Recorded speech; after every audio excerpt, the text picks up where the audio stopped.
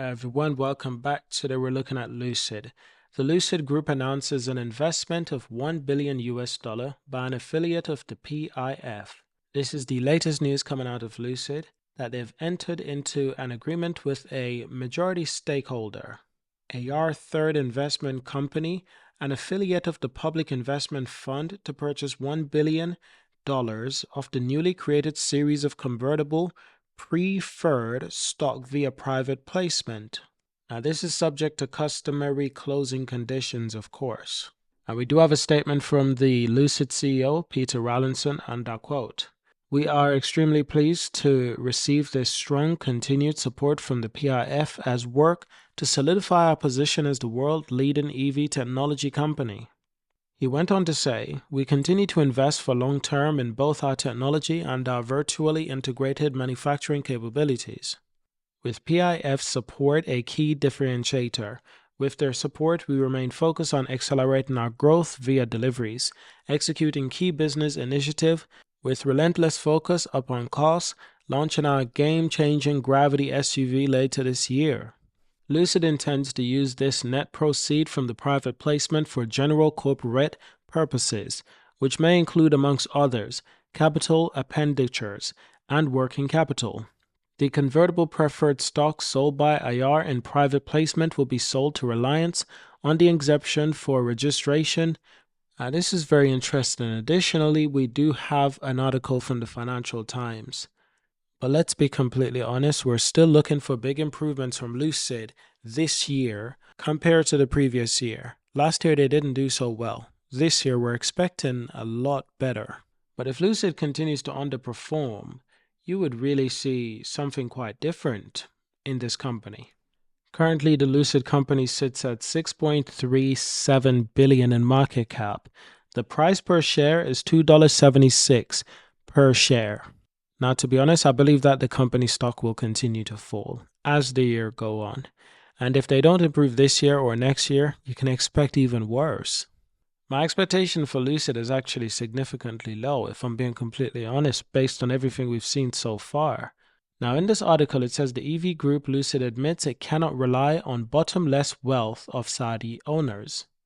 The boss of Lucid Motors said the U.S. electric vehicle startup must not rely on bottomless wealth of its Saudi Arabian backers as it looks to raise funds over the coming years. Peter Rawlinson said the company, which is 60% owned by Saudi Arabian Public Investment Fund, was looking at every aspect of its costs as it battles to reduce spending, raise output of its luxury electric cars at its factory in Arizona. While the business had enough money to last into 2025, the CEO said it would need to raise funds again. Lucid has $4.78 billion of cash at the end of 2023, and this is burning around $1 billion per quarter. So what you have here is a business that is extremely insufficient. So $1 billion in investment is really not enough at all, because this business will not break even anytime soon. This business is not being run in the most efficient way, and that's quite obvious to see. Now, additional statements goes on to say it's inevitable to raise funding in the future. It's just a question of when. We need to pick our moment. The Saudi Investment Fund invested about $5.4 billion into the business, including $1.8 billion last year as part of the $3 billion fundraising. Rawlinson said the fund was a loyal and long-term owner, having invested in every fundraising to date. But he added, "If I adopted a mindset that is a bottomless wealth from the public investment fund, that is very dangerous. That is something I'll never do. I respect them far too much for that." So if anything, what he's basically saying is, the Saudi Arabian Investment Fund, we can't always depend on you. Life doesn't work that way. As Lucid, they need to find an efficient way to run this company. And they need to do this quickly, but how are they going to do this by producing such low numbers? Yes, Lucid is working on cheaper models, but it's nowhere close to being in production. It's still years in the making. Now, what was also said, and I quote, "We have a factory that is depreciating against a smaller volume because of the market." Yes, the market is particularly tricky at the moment, where you got Tesla that is competing heavily in a price war with a lot of EV manufacturers. Almost every EV manufacturer have to adjust their price somewhat to compete with Tesla. Now, when you look at brands like Rivian, Polestar, and Lucid, they're affected heavily when they have to reduce the prices of their vehicles because guess what? They can't afford to lose those buyers. They have to be more competitive with Tesla. And they're all fighting over this thing where who sells the most car? Not because we want to make money right now, but because we want to give people technology on wheels, something that they can't escape, something that will forever be an additional cost in their life.